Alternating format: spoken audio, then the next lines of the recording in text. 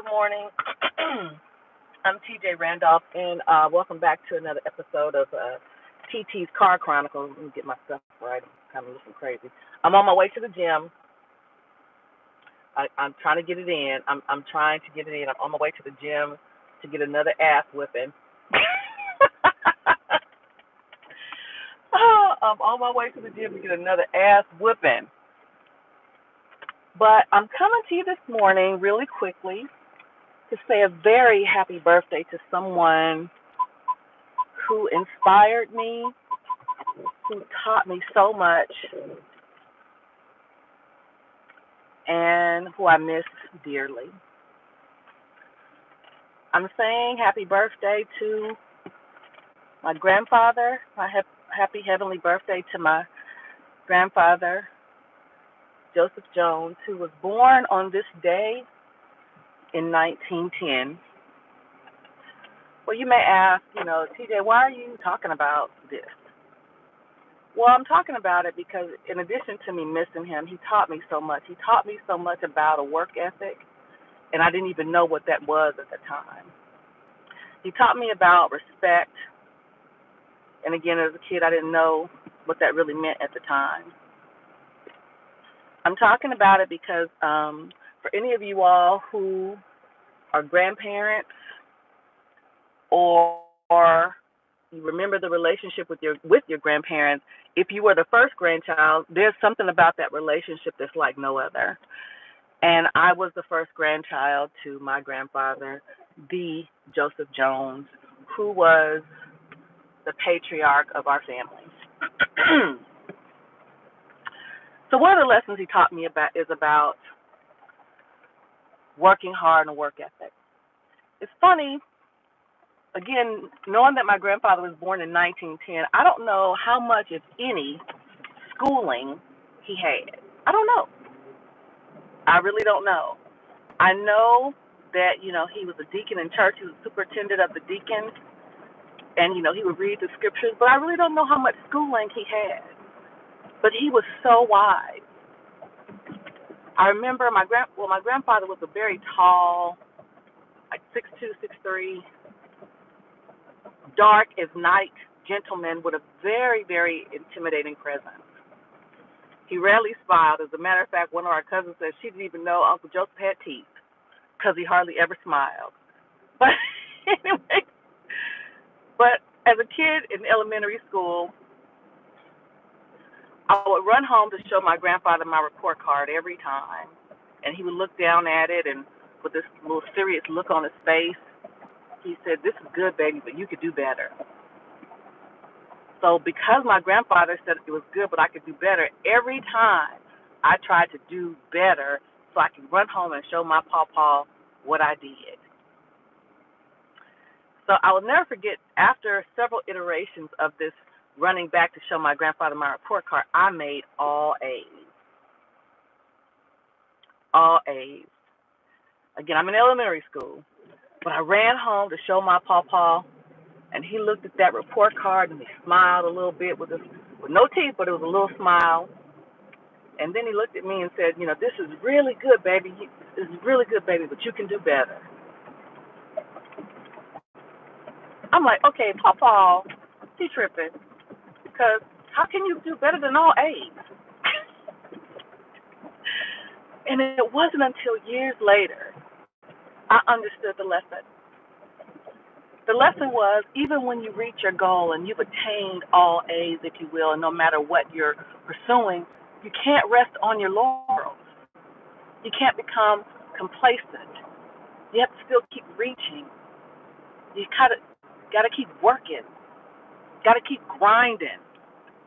Because the moment that you think that you've made it, something or someone will pass you by. So I'm like, wow. And I've told this story every time I got promoted in the military.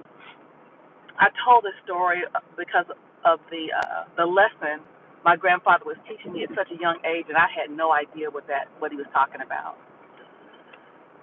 I'm talking about my grandfather taught me respect. The reason why I want to talk about respect, because again, shout out to Black Man Unfiltered. I was on his show the other day, And there was an OG, I can't remember his name, but there was an OG on the platform, and the chat is relentless. But the man was talking, he was speaking some good facts. He was talking about his experiences, and I was getting fired up because of the disrespect that I saw in the chat room towards this gentleman. I think he was 62. I know he was in his 60s. I remember him saying that. And I kind of went off a little bit because I said that we're at a place in our lives now that people don't respect anything or anyone. My grandfather taught me to respect my elders. And he didn't teach, of course he said you respect your elders. But again, it's how I saw other people interact with him as an elder. So, and I'm talking about that because in addition to the chat, there was someone that put in there that you're not an elder unless you're 65. And I said, I beg to disagree with that. Anybody that is 20 years or more my junior, I am their elder. I'm their elder. And because whether they consider me or not, it is such. Because I don't suffer ignorance. And my grandfather taught me that. My grandfather did not suffer disrespect from anybody, from his children, people that he met in the streets, or nothing. And I'm the same way. So what am I talking about respect? I'm talking about the respect of first of all, if you're an adult, and I give people respect on the strength, God rest my aunt's soul, that you've been here on this earth longer than me. And not to say that you've done things perfectly, because no one has.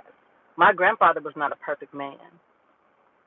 But he carried himself in such a way, and the wisdom that he had, that warranted respect. That warranted respect. And you can disagree with someone, but you can disagree with them respectfully and not condescendingly. My grandfather taught me that. Now, again, understand, back in the day, my grandfather grew up in a time where children were seen and not heard. And I understand times are different. But when an adult is heard, or they deserve the respect for you to listen, whether you can apply what they're saying or not, just be quiet and offer that respect. Offer consideration. Offer compassion. Put a little respect on it. My grandfather taught me that. My grandfather taught me that to the extent that when I see an elderly or a senior person that's senior to me, I offer to help any way I can. If I see him, I saw this man, I think I shared this story also, a senior man walking across into the Walmart parking lot, and he was struggling. He was struggling. For every one step I took was two steps ahead. So I saw him struggling to get to the entrance when I drove into the parking lot, and I thought by the time I got in, he'd be in the store. So as I get out of the car and I walk into the entrance, this man is still walking into the entrance. So I had time to park, get out of my car, and he still hadn't made it to the entrance. Now, mind you, a bunch of people, white, black, Hispanic, mostly young people. And I say young because I could tell they were younger than me. Saw that man walking by, did not offer to help, not at all. I saw him, and I said, "Sir, can I help you?" He said, "Oh, well, I'm looking for a scooter." I said, "Sir, I found a seat for him." I said, "Have a seat. I'm going to find one for you." To talk to some of the employees, asking them if they could help me find a cart for this senior, this elder. Even some of the people in the store who worked there didn't have time. I'm going on my break. So I personally went about the store looking for one. And I came and I found one person, and again, all these people I'm talking to are younger than me. I could tell they were. Their level of empathy was non-existent. Their level of respect was non-existent. But one young man I found offered to help and found a cart And we brought it to this elderly man, and just so happens the man was Caucasian. But again, my grandfather taught me to respect my elders, period. And respect means offering help when you can. The gentleman thanked me and he offered to, give me a tip or something like that. And I said, no. I said, I'm doing for you what I would have hoped that someone would have done if they saw my grandfather struggling. And it brought me to tears because, again, I was thinking about my grandfather and how much I missed him and how I would have hated to think my grandfather would live in a time that people are so careless and callous and indifferent to the plight of others. My grandfather taught me respect. Another thing my grandfather taught me is to give and to help others, whether they look like you or not. Yesterday I was in the store doing my little grocery shopping. This young man comes up to me. Well, actually, he comes up to me. He says, ma'am, did you see? He got a couple of items in his hand, and he's walking around the store. I can tell he's looking for something. He says, ma'am, by chance, did you see a $20 bill on the floor? I said, no, honey, I didn't. And he's looking distraught. So I'm seeing, he talked to the cashier. The cashier said, well, maybe checking the bathroom. Did you go to the bathroom? So he's walking around. And so finally I said, I just reached into my purse and I said, this is $10. Hopefully it can help. And he said, thank you, ma'am. Thank you, ma'am. And, this young man, Hispanic man, and somebody said, well, how do you know he wasn't scamming you? I don't know. I don't particularly care. Because if that's the case, that'll be something that he will have to deal with. But my grandfather taught me to help others because, see, even when we were growing up, we didn't know that we were poor, but we were. But my grandfather was still giving, helping in the neighborhood, on the block, always helping. He taught me that. My grandfather also taught me how to represent when I go outside, because I'll be representing the Joseph Jones name. And what I mean by that is I didn't go outside looking crazy. Because my grandfather was dressed all the time. You understand me? All clean, pocket watch, everything. Let me look at a couple of comments here. Good morning, Tan. Hold on a second. Good morning. Thank you. Good morning, Lolita. Good morning, Emil. Good morning, Eugene. Good morning. So I'm just talking about my grandfather, how I miss him. And the lessons that he taught me. Paul.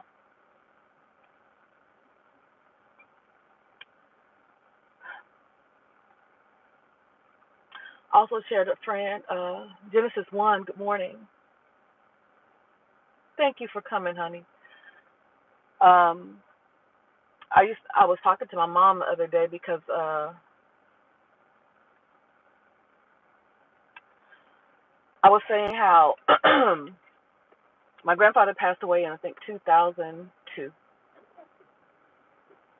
And every year, around the time of my grandfather's passing, and definitely his birthday, I would just cry. I would just be so sad. And mind you, he wasn't my father, he was my grandfather. But we had such a close relationship. And the first time that I didn't cry after his passing was when I met Mr. Randolph 4 years ago.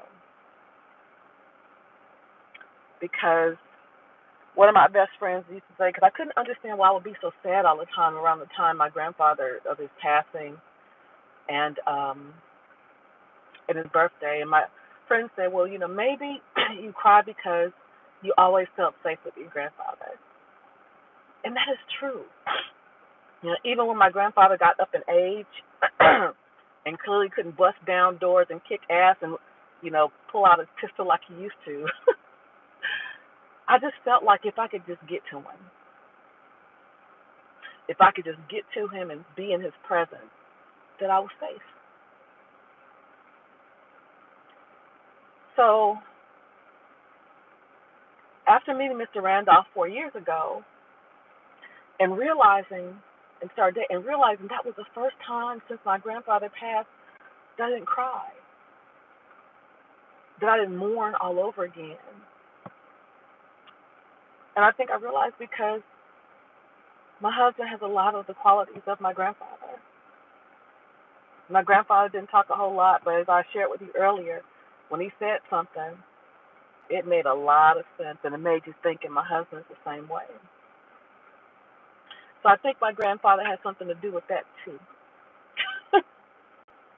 I think he had something to do with that too. So my charge to you this morning is to offer respect, offer compassion, offer support, continue pushing for your A. And know that when you get your A, when you get all A's, like my grandfather said, this is good. This is good, baby. But you can do better. Until next time.